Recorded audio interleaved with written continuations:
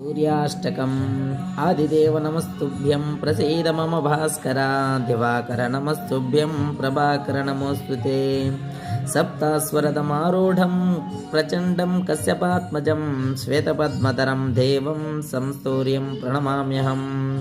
लोहितं रथमारूढं सर्वलोकपितामहं महापापहरं देवं तं सूर्यं प्रणमाम्यहम् त्रैगुण्यं च महासूरं ब्रह्मविष्णुमहेश्वरं महापापहरं देवं तं सूर्यं प्रणमाम्यहं बृहितं तेजसां पुञ्जं वायुराकाशमेव च प्रियं च सर्वलोकानां तं सूर्यं प्रणमाम्यहं बन्धूकपुष्पसङ्काशं हारकुण्डलभूषितम् एकचक्रधरं देवं तं सूर्यं प्रणमाम्यहं तं सूर्यं लोककर्तारं महातेजप्रदीपं